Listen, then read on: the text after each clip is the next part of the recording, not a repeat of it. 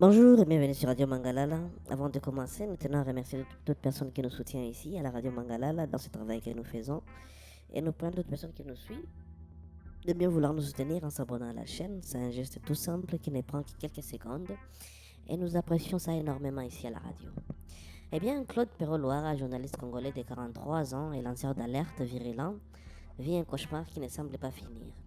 À peine une semaine après une victoire judiciaire retentissante contre un ministre congolais, il est à nouveau agressé.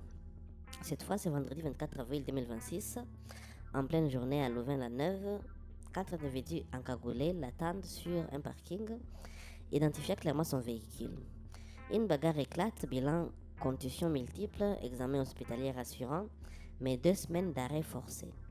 Ils ont voulu me tuer, mais je ne vais pas arrêter le combat, confie-t-il immédiatement après les faits. Cette nouvelle attaque n'est pas isolée, elle fait écho à une première agression d'une extrême violence survenue le 27 août 2025 devant son domicile à Tirlemont. Ces jours-là, vers 19h, Perrault-Loara sort de sa voiture pour récupérer des colis dans les coffres. Je reçois un grand coup au visage, je tombe et le temps de revenir à moi, 7 ou 8 personnes s'acharnent sur moi avec des armes blanches. Raconte-t-il à la T25 Monde, encore marqué par un pansement sur le front, à la main droite, les yeux tuméfiés. Grâce à sa pratique des arts martiaux et l'intervention rapide de ses voisins, il parvient à se dégager. Les agresseurs prennent fuite, abandonnant sur place des indices compromettants. Une voiture, une plaque luxembourgeoise volée, des téléphones portables et des papiers d'identité. Un suspect interpellé immédiatement, l'enquête révélera que l'un des assaillants avait visionné une vidéo diffusant l'adresse exacte du journaliste 3 jours plus tôt sur les réseaux sociaux. Le profil de Claude Perrault-Loara explique en grande partie ces menaces. Réfugié politique en Belgique depuis l'automne 2024, après un exil entamé en 2022, va à plusieurs pays africains. Cet ancien journaliste et opposant farouche au régime de Félix Tshisekedi anime une chaîne YouTube très suivie où il dénonce sans relâche la corruption, les irrégularités et ce qu'il qualifie de dictature à Kinshasa.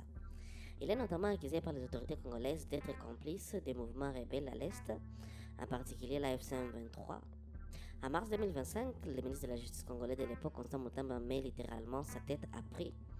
Une prime de 4 millions de dollars américains est promis à quiconque fournirait des informations menant à son arrestation.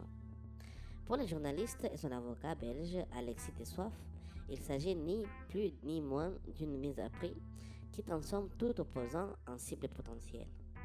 L'agression des Tirlemont porte toutes les marques d'une opération préparée avec soin, reconnaissance préalable du domicile, coordination des assaillants venus de Bruxelles, utilisation d'armes blanches.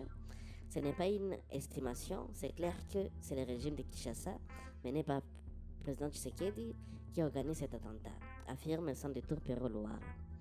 Les autorités belges ouvrent une enquête pour coups et blessures avec préméditation et association de malfaiteurs. Le parquet fédéral est saisi. 8 mois plus tard, en mars 2026, 4 suspects sont cités devant le tribunal correctionnel de Bruxelles. Ils reconnaissent avoir été présents en Tirlemont ces jours-là, mais ni toute participation aux violences ou même connaître la cible. Le procès est prévu initialement le 30 mars et reporté. Et l'audience est fixée le 11 mai 2026. Pendant ce temps, Perrault-Loara continue son combat tout en bénéficiant de mesures de protection renforcées. Parallèlement, une autre bataille judiciaire se joue le 17 avril 2026. Le ministre congolais des Sports, Didier Boudimbo, est débouté par la justice belge dans une plainte pour calomnie, diffamation et injure déposée contre les journalistes. Une décision qui, selon les proches de Perrault-Loara, aurait pu raviver les tensions. Moins d'une semaine plus tard, la nouvelle agression survient. Coïncidence? Les journalistes, lui, n'y croient pas. Cette double agression soulève des questions bien plus larges que le cas isolé d'un journaliste. Elle met en lumière les risques encourus par les dissidents congolais en exil en Europe. Des organisations comme Reporters sans frontières et le Forum pour la liberté des médias ont déjà alerté sur la tentative d'ingérence du régime de Kinshasa sur le sol belge. Les autorités belges doivent se réveiller, lance Perrault-Loara 2 août 2025 lors d'une conférence de presse avec son avocat. L'affaire dépasse les frontières, Elle interroge la capacité des démocraties européennes à protéger ceux qui fuient la répression. De son côté, les journalistes ne baissent pas les armes. Hospitalisé après la première attaque, il est rapidement de retour sur les réseaux et devant les caméras. Je vais très bien, je suis vivant, c'est le plus important, déclare-t-il fin août 2025. Après la seconde agression, son message reste le même, la lutte continue, mais à quel prix? Dans la rue, dans les rues tranquilles de Tirlemont ou sur les parkings universitaires de Louvain-la-Neuve, l'ombre des cagoules rappelle une réalité brutale. Pour certains journalistes congolais, l'exil n'est pas une fin, mais le début d'une nouvelle forme de combat bien plus dangereux. La Belgique, terre d'asile, est-elle devenue un champ de bataille lointain pour le régime de Kinshasa? L'enquête en cours et les procès à venir diront si la justice belge parviendra à lever les voiles sur ces guet-apens au ralent politique.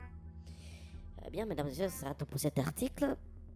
Et encore une fois, nous permettons aux personnes qui nous ont suivis de bien vouloir nous soutenir ici en s'abonnant à la chaîne. Et pour la suite, restez connectés sur la radio Mangalala et à très bientôt.